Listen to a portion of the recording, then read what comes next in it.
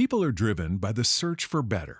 But when it comes to hiring, the best way to search for a candidate isn't to search at all. Don't search, match with Indeed. The hiring process can be slow and overwhelming. Simplify hiring with Indeed. Indeed is your matching and hiring platform. With over 350 million global monthly visitors according to Indeed data, and a matching engine that helps you find quality candidates fast. Ditch the busy work. Use Indeed for scheduling, screening, and messaging so you can connect with candidates faster. Join more than 3.5 million businesses worldwide that use Indeed to hire great talent fast. Listeners of this show will get a $75 sponsored job credit to get your jobs more visibility at Indeed.com/PODKATZ12. That's Indeed.com/PODKATZ12. Terms and conditions apply. You've been hearing ads for Zencastr these past months. Interested in sponsoring this show or podcast ads for your business? Go to zen.ai/The Archaeology Show and fill out the contact information so Zencastr can help you bring your business story to life. You're listening to the Archaeology Podcast Network. You're listening to the Archaeology Show. TAS goes behind the headlines to bring you the real stories about archaeology and the history around us. Welcome to the podcast. Hello and welcome to the Archaeology Show, episode 169. On today's show, we talk about a new Tutankhamun exhibit that focuses on the excavation rather than the artifacts. Let's dig a little deeper into those glorious old pages.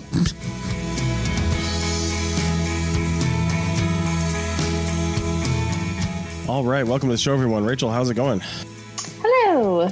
Yeah, we are down here in Cabo San Lucas, Mexico again. Just can't get enough of the place. It's nice weather down here, and we're having a good time. So we're just hanging out and working. Yeah, just like I wouldn't call it a vacation, more of a working and having a nice view while we're doing it situation. All right, so today we have two guests coming on to talk about basically an Egyptology exhibit. We're going to get into that. It's not just Egyptology. It's a little more specific than that. But to archaeologists like Rachel and I, it's basically everything related to Egypt is just Egyptology, ... So we're going to find out a lot more about it. But we're bringing on Dr. Daniela Rosenow and Dr. Richard Parkinson. Welcome to the show. Hi, hello. Hello. Thanks for having us. Yeah, no worries. So I think I'll start with you, Daniela, because we didn't know Richard was coming on the show until about 15 minutes ago. So I'll let you just explain real quick. Tell us about the exhibit first and where it is, what's going on. We'll have some show notes and some links in the episode description, but let's just talk about what this is that you guys have put together.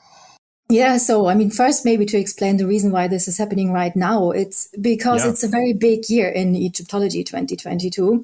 We have several anniversaries to celebrate. So there is the 100 years since the start of the Egyptian independence. But then we're also celebrating the anniversary of the decipherment of the hieroglyphs that followed the discovery of the Rosetta Stone 200 years ago, yes.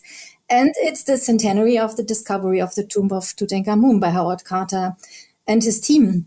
And we have a very special reason here at the Griffith Institute, which is like the center of Egyptology at the University of Oxford, to celebrate this.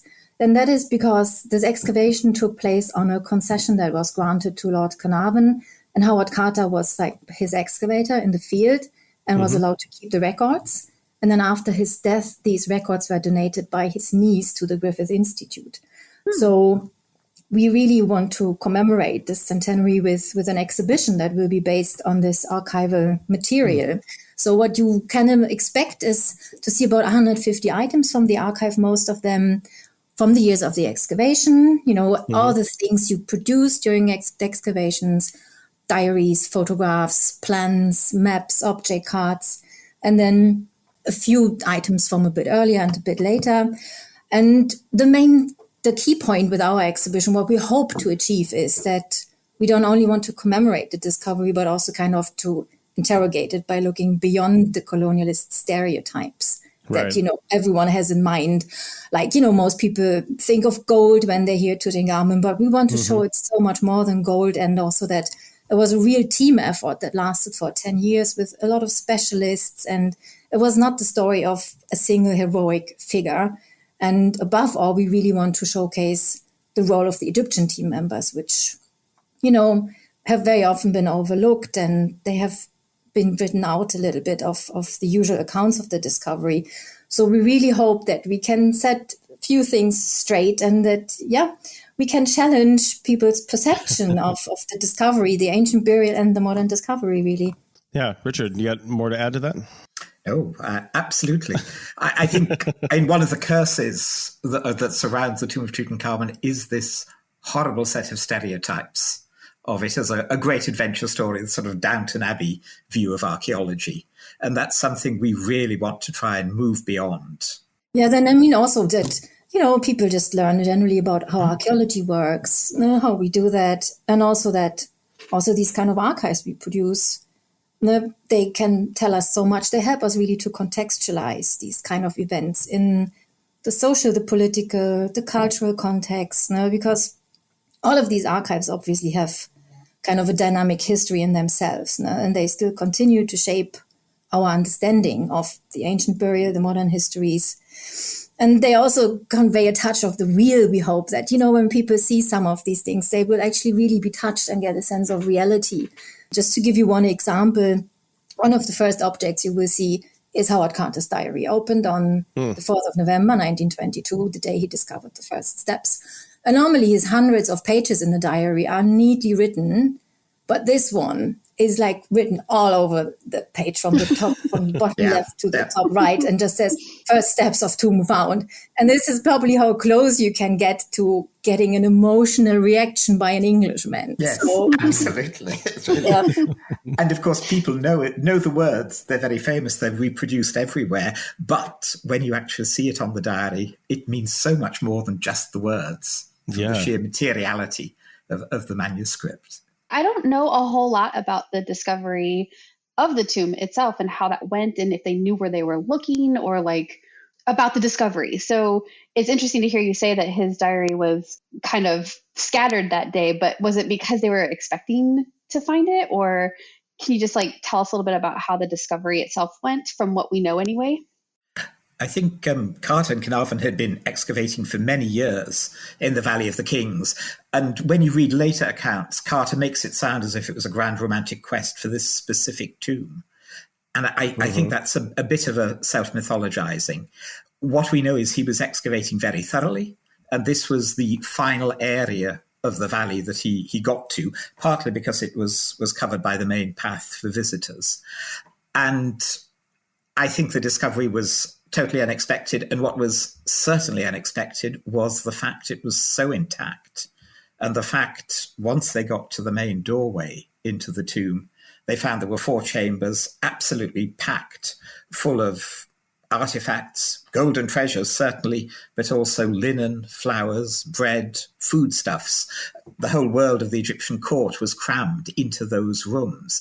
And to get that conserved, to get it cleared, recorded, and then moved to the Cairo Museum took 10 years. So it was a phenomenal discovery. There must have been a great sense of shock as well as excitement. And you can see this in one of Lord Carnarvon's first letters about the discovery, where he really is almost incoherent as he writes to an Egyptologist in England.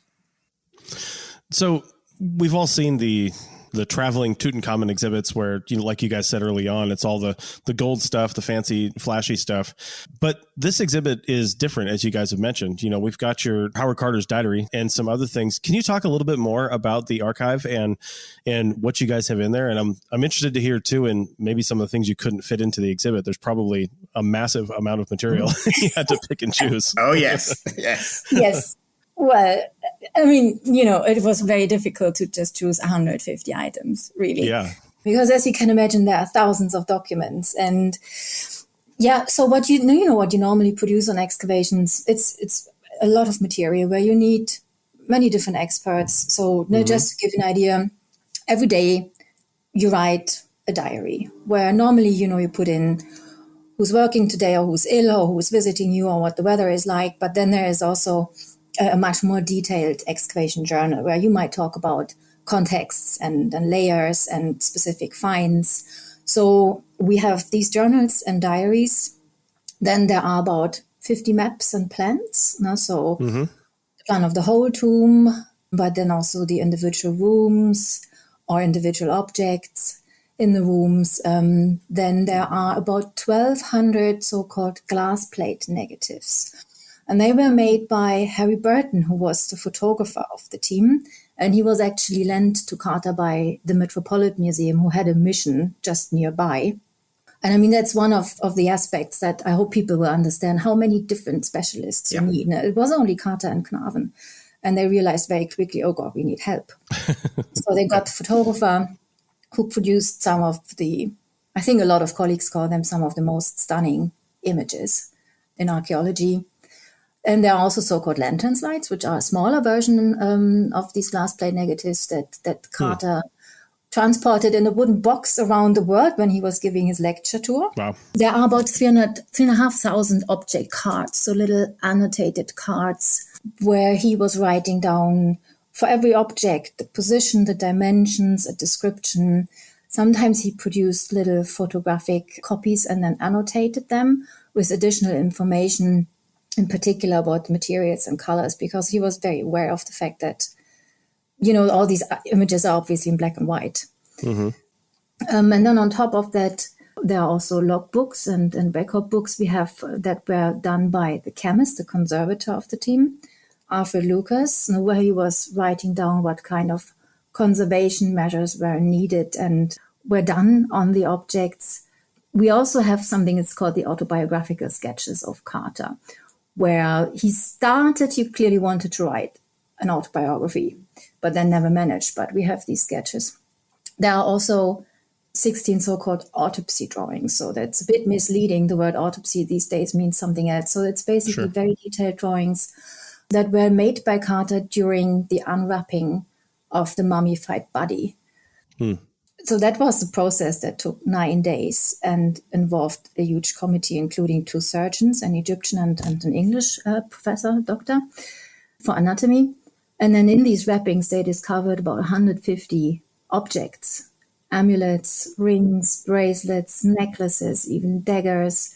And so whenever a row of bandages was removed, Carter would make these autopsy drawings. So a rough sketch of the king's body, and then the exact position of every individual object. And then he did individual object cards, and Burton photographed the images and then the objects, and then they would be removed, and then the next layer of bandages would be taken away, and then the next autopsy drawing would be produced.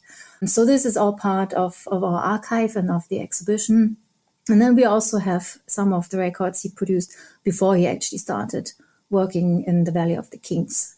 So he arrived in 1891 when he was 17, so he had already done a lot of work by the time he discovered the tomb of Tutankamun. And yes, so all of these documents are part of our archive, and we have tried to choose a representative amount of different documents. And we have some of the working notes, and we have some of the papers he was producing, like the plans for the final publication. But there's also later additions to the archive, which includes the diary of Harry Burton's wife, Minnie, which is quite a recent acquisition. And of course, that gives a wholly different light on what was going on in Luxor in 1922 to 1932. Okay. And as Daniela was saying, the glass photographs are absolutely, the glass negatives, as Daniela was saying, the glass negatives are absolutely superb. Some of them are very carefully staged. Some of them are quite spontaneous record shots of what's going on. But what they really show is the objects as they were found. So we're showing a photograph of the famous gold mask, but it's not just the mask as everybody recognizes it now as a separate object. It's shown still on the mummified body of the king, part of a whole assemblage covering his body, and it's surrounded with garlands of flowers. And of course, that is how it was meant to work, meant to be seen. And wonderful as the modern displays are, carefully conserved, beautifully lit, they of course lose that archaeological context. Sure. And that brings us back much closer to the ancient Egyptians. The sort of a poster image is one of the coffins with a tiny little olive wreath on the royal regalia. And the olive wreath is superb. It's made so the leaves alternate First one with the shiny side outwards, then with a pale side. And it didn't survive the excavation. It was too fragile. So the photographs and the notes record things that were impossible to preserve after the tomb was opened. Sure. That's so cool. You always hear about the amazing preservation in Egyptian tombs in particular because of the dryness of it, the conditions. But man, I had no idea it was so good. Yeah, it really was amazing. It was clear from the start that certain objects would perish. And so a lot of the botanical remains and also some of the textiles. So, and it's just so amazing that we have these images from how everything was found in situ. Because you are archaeologists as well, so archaeology is always destruction. The second you remove the filling of a room, it's gone forever. Yeah. And in that respect, the archive is just such an amazing tool we have. Well, Rachel and I are cultural resource management archaeologists, CRM archaeologists here in the United States. So often when we're finding stuff, there's, bulldozers waiting for us to get off the land, right? And we have to decide. And that's what I always tell people in my other podcasts and out in the field. Like, listen, even if you think you're over recording, you're probably the last person that's ever going to see this. So, take pictures, take descriptions, take notes, because we don't know what's going to be important. We don't know we don't know if anyone's ever going to see that again, because if it's not significant by certain criteria set forth by the government, well, it's going to be destroyed. So, and I mean, nowadays at least we do have these kind of very modern technologies, scientific help. That wasn't available back then, but still, he did a very, very careful job. Just as we said, 10 years is a very long period of time. Yes. Yeah. One last question before we take it to break. Did they work in seasons down there? Because I know they could probably work year round, but did they go down in shifts and seasons, or was it straight through? No, I mean, that's still the same today. We try to concentrate our excavation seasons in spring and autumn because it's simply too hot in summer. Oh, yeah. And sometimes it depends. I know from a lot of American colleagues, actually, that their term times are so weird that they have to sometimes excavate in summer. And it's not pleasant, I can tell you that. And then over winter, there might be actually also a time where it might get too cold or too rainy. Oh, okay. But, I mean, normally Carter was working from around November to April, early May. Mm-hmm. And obviously the last weeks were mainly filled with packing the objects and then putting them in these crates and transporting the crates to the river and then on a barge to be shipped to the Egyptian Museum in Cairo. One of the photographs of the conservators at work shows them in full tweed suits with their winter coats hanging on a clothes stand just beside one of the fabulous Guardian statues. So even the English were finding it a bit chilly in the tomb at times. There you go. All right. Well, I think that's about it for this segment. We will come back on the other side and continue this discussion with Dr. Rosenow and Dr. Parkinson about the Tutankhamun exhibit that they've helped put together. Back in a minute. Is your vehicle stopping like it should? Does it squeal or grind when you brake? Don't miss out on summer brake deals at O'Reilly Auto Parts. O'Reilly Auto Parts. Chicken tacos should only be trusted to chicken professionals. That's where we come in. Introducing Zaxby's new chicken finger tacos. One comes with pico de gallo and creamy chipotle ranch. And the other comes with bacon, lettuce, tomato, and avocado ranch. Chicken experts since 1990. Chicken taco experts since now. Order yours today in the Zax Rewards app. Woo, saucy! Zaxby's. Welcome back to the Archaeology Show, episode 169, and we are talking to Dr. Rosenow and Dr. Parkinson about this Egyptology exhibit, this Tutankhamun exhibit. Again, it's all Egyptology. I was wondering, you mentioned this in the beginning about telling the stories of the Egyptian workers that were there. What kind of materials did you find to support their activities on the site, and how are you telling that story in the exhibit? Unfortunately, it's really only through the photographs. We have the names of the foremen. Carter thanked them in his publications, and we can't really match those names with the faces we see in Burton's photographs. And for us, one of the key images is a shot of a set of shots of a young Egyptian boy who they had wear one of the king's necklaces. And they took the photographs for publicity purposes as a way of showing how the necklace would be worn. And they didn't record the boy's name at all. Nobody thought that was worthwhile. But now, of course, it's become this wonderful image of a young Egyptian man wearing a necklace worn by a young ancient Egyptian king. And you can see the ancient world and the modern world really touching each other. And he looks uncomfortable in a sequence of shots. He's obviously aware how heavy it is. He'll be aware how valuable it is. And in one of the shots, you can see the muscles tensing on his face. And I think it really shows how the power dynamics were really colonialist, even at that time. Yeah, I can imagine. I mean, it's really a shame that we don't have the name. Yes. As Richard said, we know the names of the four chief foremen that Carter had worked with for many, many years. Yeah, and they were really trusted by him. They were the people who, were able to meet all the daily challenges and the practical difficulties of the work.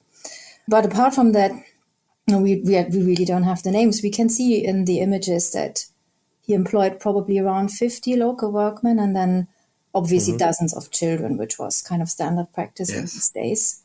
And there were, of course, these men who were working under these very harsh weather conditions and high temperatures and doing the really physically demanding work. But unfortunately, they are kind of invisible to us, as in we don't even have their names. And then, of course, the European excavators, they wrote their diaries and we have them. But the Egyptian team members didn't do this. Probably most of them couldn't read or write. So what they did instead was, of course, going home in the evening and just telling their families what they had done during the day. And that's why Harry Burton's photographs are such a key to understand the crucial role of their presence. And in some of those photographs, you can see the relationship between the Europeans and the Egyptians. Carter is standing beside them. They're touching each other. They're both collaborating. They're both cooperating as they lift the items together. And I think that physical closeness, it's quite admirable to see it. It's just overlaid by all of the class and colonial cultural apparatus of the time. Yeah. We really don't want to judge and say this is evil and take it in a black and white manner, but just to explore the complexities, the different views, and to remind people this is very much an official British archive. It leaves out the views of the Egyptians. You could have many other sorts of archives if more views of the event had been captured. Right. Yeah, I mean, it is a very partial account. And I mean, we try to address this, obviously. In the audio guide, for instance, we are including an Egyptian voice, and we introduce a poet, Ahmed Shawki, who wrote some wonderful poems about the discovery in the 1920s, from a nationalist perspective. And he's talking about that Tutankhamun is giving back the Egyptian inheritance to his children. And while we were finalizing the book, we discovered through the work of a colleague that the poet Shawki was actually a close personal friend of the Egyptian medic who took part in the analysis of the king's mummified body. So it really fitted together perfectly. It's really interesting to hear how the workers on site, the Egyptian workers, would have potentially played into the day-to-day, because I've worked in Peru and we had laborers on site, and this is just 15, 20 years ago, so it's not even that long ago, but the local people that worked on site with us, they knew more about the archaeology that we were excavating than we as students, and then even some of the grad students did. So I can only imagine, and I'm sure we don't really know because all we have are photos, but I can only imagine that the Egyptian members of the team were probably just as much experts on the archaeology that they were excavating as the men who have become the faces of this excavation. More an observation than a question, I guess. You mentioned that this archive is a British archive, right? And it's stored. Is it stored at Oxford? And is that where this archive is kept? Yeah, it was stored in Carter's flat in London, and then it was first removed from London in 1939 because of the impending war. And it was already clear that bombs might fall soon. Okay. And then after the war, Carter's niece, who was his heir, officially donated the archive and the copyright to the Griffith Institute. Now, I'm just wondering But by the way, for everyone who's interested, this archive is entirely digitized and online, freely available. Yes. So everything, every page from the diary, every plan, every object card has been scanned, and you find it on the Griffith Institute website. You can put in the link. Okay. Yeah, cool. We'll put the link in the show notes for that. That'd be awesome to take a look at. We talk to a lot of people from around the world on these podcasts, and there's a lot of stuff in the news going around in the past, 5-10 years about repatriation of artifacts and things from the British Museum in particular and other museums to their home countries. I can't imagine with this being like personal accounts and photographs of the excavation and not actually like Egyptian artifacts. These aren't really subject to repatriation, or is somebody clamoring to get this back down to Egypt to be part of the whole story? I think archives are beginning to be requested as part of repatriation. And I know recently the Ashmolean Museum has fully digitized Arthur Evans's archive and shared that with the source communities. And I think, of course, digital sharing is a great way forward. But it should be said, the archive has always worked very closely with Egyptian colleagues and has always sort of shared the images for the conservation, the research, and, of course, the great new displays of the artifacts themselves in the soon-to-open Grand Egyptian Museum in Cairo. So I think exploring the archive together is the way forward. But certainly the international aspect is hugely important. Right. So this exhibition opened on the 13th of April, 2022, in case somebody's listening to this way in the future. How long does it run and where is it again? It's at the libraries in Oxford, right? Yeah. It's in the Western Library in the Treasury Gallery. It was opened by the Egyptian ambassador, and it will run from mid-April to the start of February 2023. So it will cover the key anniversary, which is the beginning of November. Right. Yeah, exactly. So there's enough time, a lot of time, and no excuse not to come to Oxford. And I think it's beautifully designed by the Bodleian exhibitions team. I think they really know how to make archives sing and how to make even potentially dull bits of paper really shine.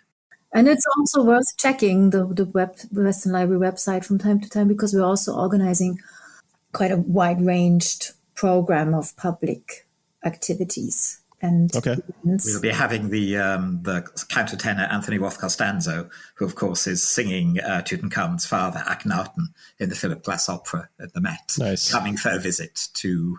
He's a friend of the archive. He sort of did his historical research at the British Museum and also in the Oxford Archive. So he's a personal friend. So we're sort of hoping that will show people, archives are not dead. They're records of exciting excavations. They can tell new historical stories, but they can also inspire new works of art and new performances. So that's really part of the aims, to show quite what potential you have in these papers.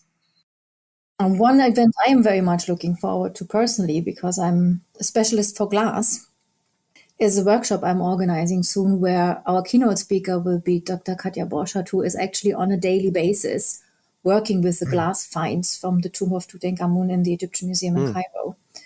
And I'm very much looking forward to that. She will explicitly talk about the amazing glass finds from the tomb, and also how our archive and the archival material helped her in the conservation work of these objects. Okay. And this is all being released alongside a new book as well called Tutankhamun, Excavating the Archive. Can you tell us about that a little bit? Well, the book actually came first before the exhibition because of publication deadlines.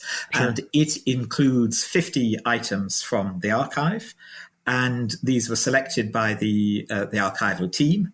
I then edited it and wrote the introduction. And we then, Daniela and I, expanded the selection of items for the exhibition subsequently. So they tell exactly the same story, but it's organized slightly differently. One works in the book format, the other works in a more thematic exhibition. But again, it's the same designer. And I think we're both really delighted with the production values. they show off the quality of the photographs and the texture of the archival papers. Yeah, I think that's very complementary. And it's not a that standard one-to-one exhibition catalogue. No. That was, I mean, it was also due to Corona, and that work on the exhibition the physical work couldn't really start earlier because, everyone was in lockdown. But the book had to be written at a certain point to be ready for the opening. So it was a little bit of the other way around approach, but I think worked beautifully. I know. I think they fit together very nicely. Absolutely. All right. Well, anything else that we haven't covered that you want to tell people about this exhibit or Egypt or anything else? Well, I Lots think of stuff, I'm sure. One important thing is, of course, to encourage everyone to, of course, travel to Cairo and have a look at the real objects. Yeah. It's a different world, of course, if you see the objects. But at the same time, of course, keeping in mind that, this is both very complementary, and you see these objects out of their context, so to speak, but beautifully displayed. So this goes all hand in hand, and I can only encourage people to go to Egypt and have a look at these fantastic objects. I'm sure highlights have been seen by many people during these touring exhibitions, but seeing the whole thing is just breathtaking. I can imagine. Well, I think then we'll call it there. Rachel and I are going to come wrap up in segment 3 and talk about some other stuff that we have coming up. But this has been a great conversation, Dr. Rosenow and Dr. Parkinson, and we definitely thank you guys for coming on. Oh, great pleasure. Thank you very much for the invitation. Pleasure. Thanks very much. Thank you. All right. And I've got some clients over in England, and we're trying to get over there this summer. So maybe we can come see the exhibit. Yes, please. Do. Please come and visit. And as I said, have a look at the website. You might be able to combine it with some of the events we have organized. One is in the Botanical Garden in July. That might be interesting. So, Okay. Yeah, and that's a good reminder that to look down at your phone or whatever you're listening to this on. We'll have some links to the exhibit and to a bunch of other stuff on the show notes for this podcast. So take a look at that. And with that, we will take a break and come back with episode 169 on the other side. Back in a minute.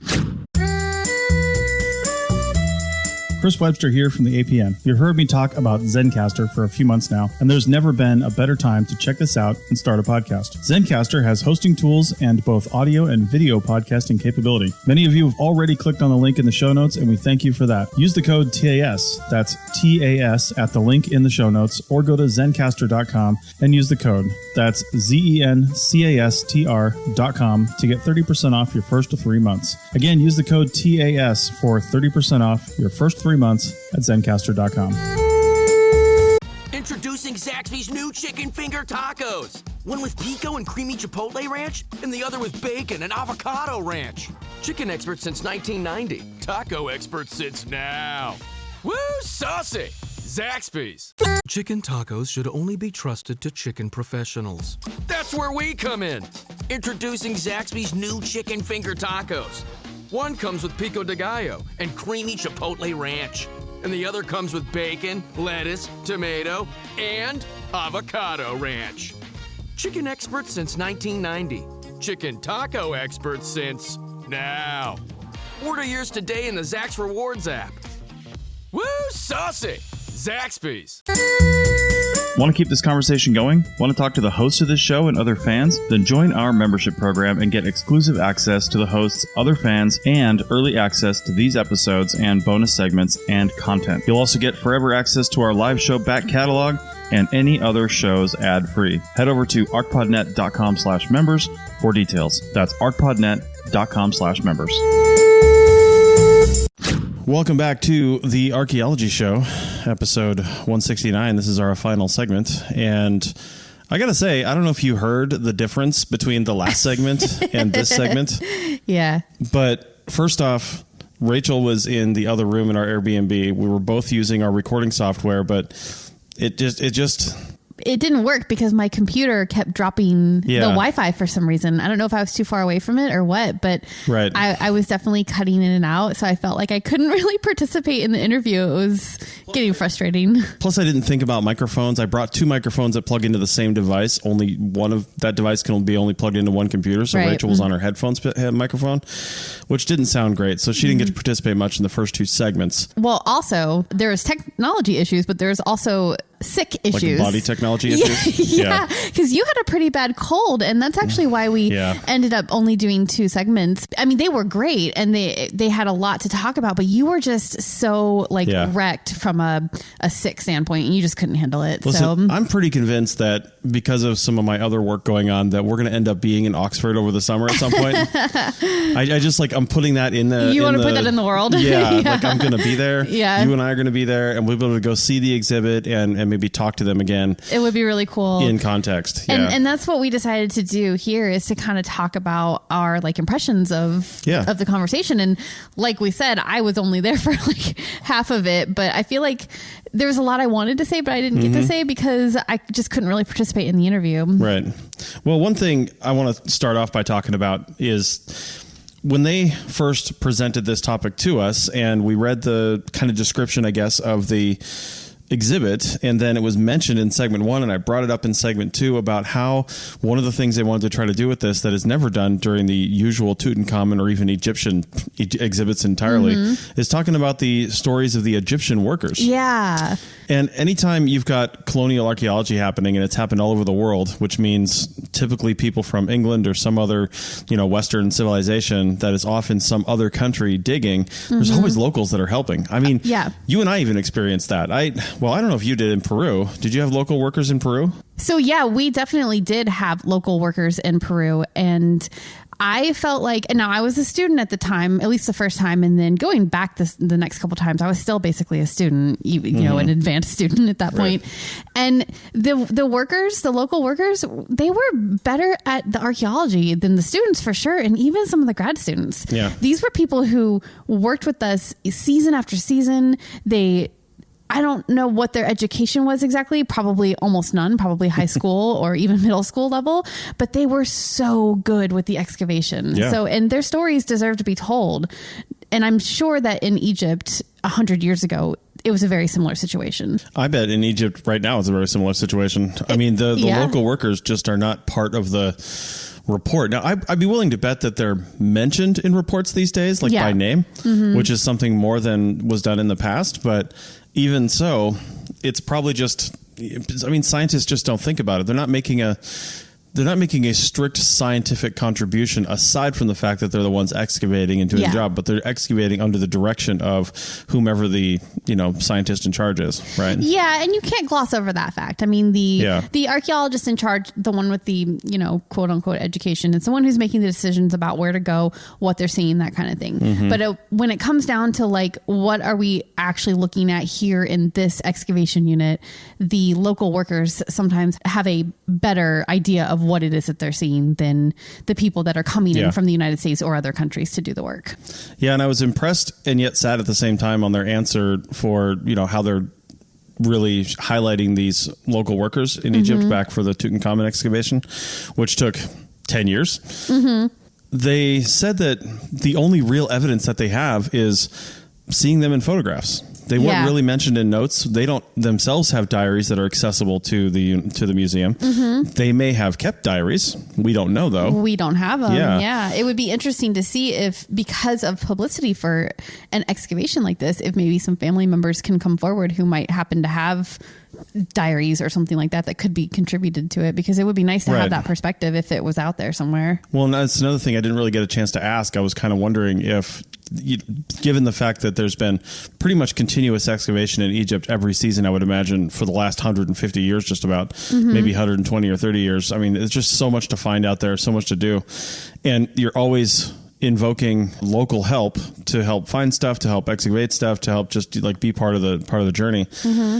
And then nowadays there are Egyptian archaeologists like from Egypt that are working there as well, also probably employing local help. And I just wonder if there's Egypt has a 6,000 year history of master and apprentice relationships. And I just wonder if there's a family descendant relationship. Like, are there people who are grandchildren or great grandchildren of the people who excavated at Tutankhamun that are still working in the valleys in Egypt? In the archaeology sphere. That would be really cool to find out. Yeah. And if we knew that, if we were able to talk to them, and if the focus of the exhibit was this topic, it wasn't, but if the focus of the exhibit were this, that's one of the things I would want to go and try to journey over there and find out, say, hey, do you have any family members that did this? And is there anything we can see that recounts their experiences, Yeah, that was definitely out of the scope of this project because they were really building this exhibit based on the archives that they had available to them, which were from the items that were shipped back to the UK from the excavation. So to do what we're talking about is almost more like an ethnographic study back to the area where the excavations were done, which was out of scope, but would be really cool to do at some point for sure. Yeah, for sure. So it was really neat to just hear about this. And I actually wish that this exhibit could be in some place a little more, I don't know, visible. Not that Oxford isn't a renowned, institution. Yeah. And I'm sure a lot of people are going to make their way through there, especially given that it's going to go on until November. But no, it goes until 2023. The first bit of 2023, I think they said. Right. Yeah, that's right. Yeah, that's right. Yep. So, and there's the book too. Yeah, and then there's the online archives, which we'll link to in the show notes. Yeah, there's a lot to do from a digital standpoint if you can't make it there physically, but it does seem like it would be really cool to get there if you can.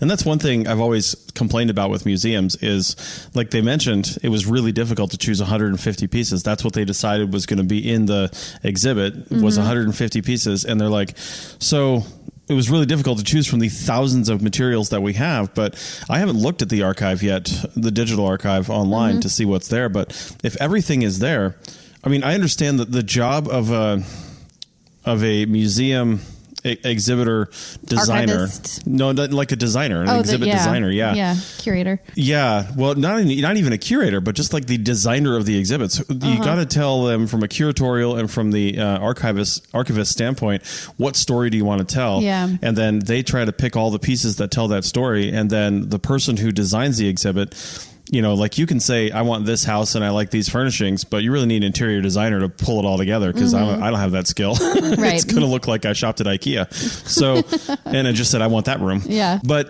it's amazing how they can take that little amount of material and tell that kind of story, which would be really fun to see the exhibit. Because I think, museums, like I said, I've always had a hard time with museums because they don't display everything because they can't.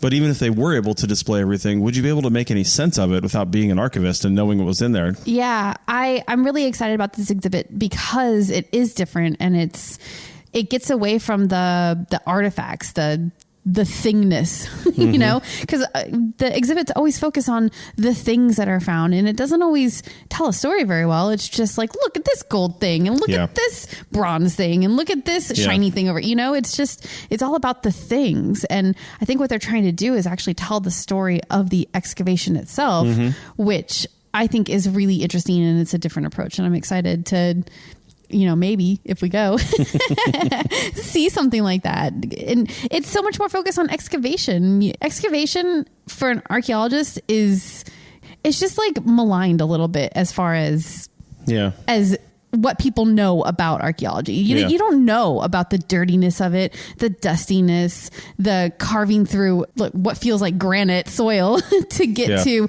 whatever it is that you're trying to find. And hopefully they kind of tell some of that actual excavation story. And it's not just about the artifacts. So that's exciting. Yeah. I mean, museums of the future, I'd love to see different layers and different abilities to do things. Like one of the reasons that we do archaeology is to tell the story of the past. And usually that story, that recreation is the only thing that's told, unless you're looking at, a primary source material report or something like that, where they will get into the nitty gritty. And that's why a lot of people say CRM reports are boring because they don't really tell a story. Well, they're not really supposed to tell a story. Yeah. CRM reports, they're presenting data. Yeah. They're like the initial data representation. And this is why academic archaeology is seen a little bit differently because they have time to spend years, if not decades, on a single site. And every season they have the data aspect of it, which very few people probably see.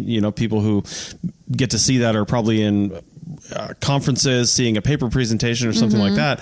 But then these academics, they go and make a book out of it. Yeah. Or even a textbook with this in there, or, some other material that actually does tell the story. So they get the chance to do both. But in the CRM archaeology that we do, that a lot of people in most countries do, as opposed to academic archaeology, we call this professional archaeology. Not that academics aren't professionals, but that's just the terminology. Yep.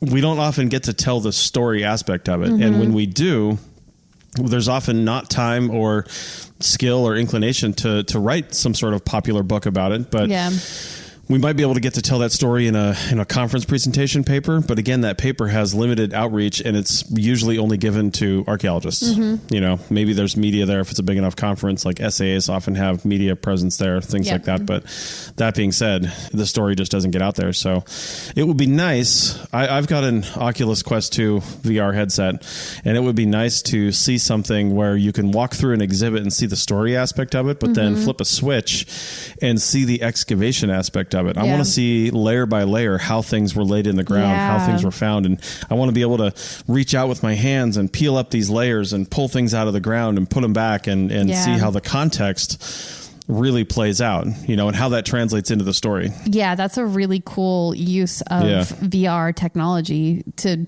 like be able to stand in an excavation and do that. That would be really cool. Yeah. I mean, idea.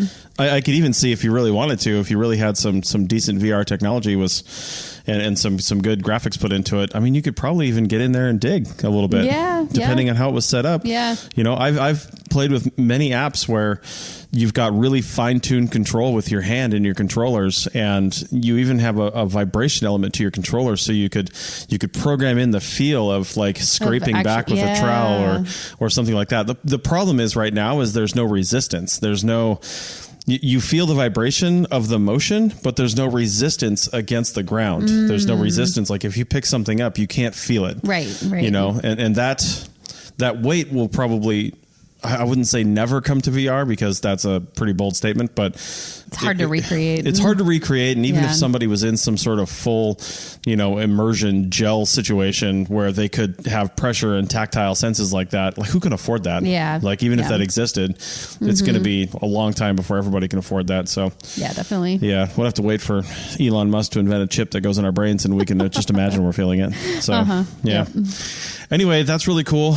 I like this new type of exhibit. Not new. I mean, I'm sure this is done before from an archival standpoint, but it's new for the Tutankhamun story. It is. And it does seem to be kind of a new thing in the representation of popular archaeology. Like, look at the Sutton Hoo movie. That was about the excavation of something, not the actual like thing that they found, although they did talk about that too. So, you know, it's just really cool to like focus on how you get these things, how you uncover these things. So then you can make the interpretations and tell the story about them. That is a really cool point, because it would be neat if the story that is this excavation were taken by a production company and turned into a movie. It would be really cool. Yeah, it would be so cool. I'd like to do, you know, we have our live show, if you haven't seen that yet, but and we've put it on hiatus while we were traveling, basically, because we weren't sure what internet and things were going to look like. But when we get back to it, it would be interesting to do some research and see how Tutankhamun and the excavation, the discovery, has been represented in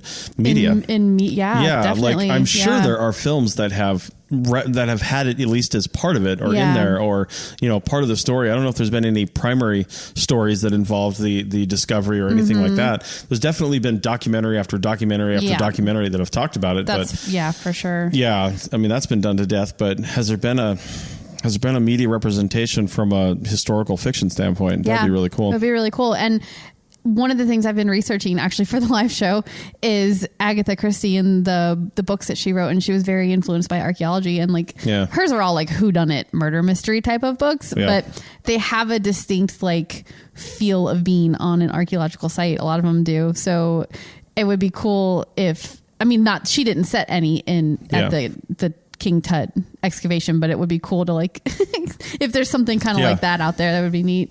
Well, one way I'd like to see this represented too, and I'm just going to put this out in the world, it's my idea, and I'm sure somebody's done something similar to this, but I've always had the idea for a book, and I'm just not a writer in that sense, so I'm probably never going to get it done, but I've always had the idea of having a book, and to me it was more focused around CRM archaeology because people don't talk about that enough. But just some random excavation up in northern Nevada, where we typically do a lot of work, where you've got somebody that's the focus of the story, at least one focus of the story, and they're starting an excavation. They're assigned a unit and they start digging down, and it's them digging down in the unit, what they're finding, what they're doing.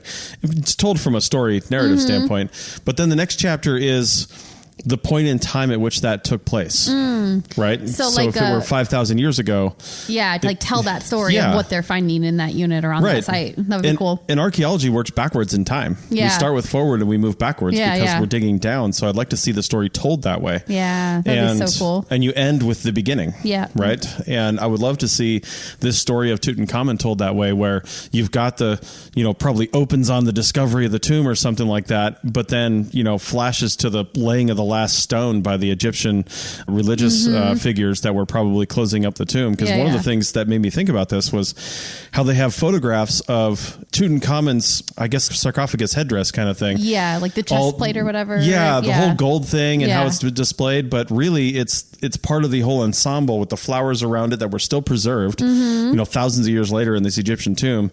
And no one will ever see that again, except in the photographs that were taken. Right. So seeing how that all played out, like the last days of Tutankhamun, and then how that was, because I'm sure, it was a boy king, and I wonder if they start working on the Pharaoh's tomb. Yeah, not king, Pharaoh. I wonder if they start working on the Pharaoh's tomb like the minute they become Pharaoh, because they know they're going to have an elaborate tomb. Right. Because if he died so young, I actually don't remember how he died or why he died so young. I don't think we know exactly. Yeah, but if it were a surprise, like how long did his body lay in state before they got something together? Yeah. Or do they just literally start working on it right away, so they already had something in the works? Well, I don't know a lot about Egyptology, but I think the reason that the Great Pyramids are as big as they are is because those pharaohs were able to rule for as long as they did before they died. They had long reigns, which meant that they had a lot of time to build their funerary monument. King Tut didn't have that kind of time. He died when he was 19 or something like that, and very, very young. So I don't think he had a large tomb around it. He was called King Tut. Was he pharaoh or a king? When did they change that terminology? I think pharaoh. I think we've anglicized it and called it king. King Tut. Called him king. Yeah. Plus, it works really well with the Steve Martin Saturday Night Live skit for King Tut. If you haven't seen that, oh my God, you really ought to go take a look. Oh, you had to get a 90s reference in, didn't you? Good. Or maybe 80s. Yeah, that's our pop culture archaeology reference for Tutankhamun right there. Yeah. So just go to YouTube and type in Steve Martin King Tut. It is amazing. So. Wow. Anyway, that's it for this show. Thanks. And I'm glad we were able to squeeze this last segment in, because I was sick for a few days, and then Rachel picked it up right after that. I did, yeah. I know. We're about to go take COVID tests and see if they're going to let us back in the country, because we're still in Mexico. So we might be in Cabo for another week. Yeah. We've been basically quarantined the whole time we were here because we got sick basically immediately. So we'll, hopefully cross your fingers that we're back in the country tomorrow. Indeed. Yep. All right. Well, thanks for that, everybody, and we'll see you next time. Bye.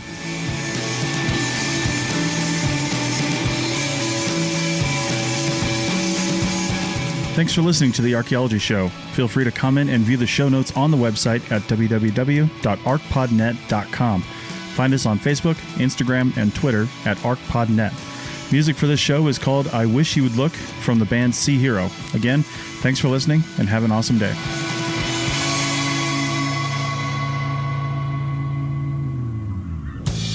This episode was produced by Chris Webster from his RV traveling the United States, Tristan Boyle in Scotland, DigTech LLC, Culturo Media, and the Archaeology Podcast Network, and was edited by Rachel Roden. This has been a presentation of the Archaeology Podcast Network. Visit us on the web for show notes and other podcasts at www.archpodnet.com. Contact us at chris@archaeologypodcastnetwork.com. Thanks for listening. Please consider joining our growing core of members over at archpodnet.com/members. If you liked what you heard, consider leaving a review wherever you're listening to this.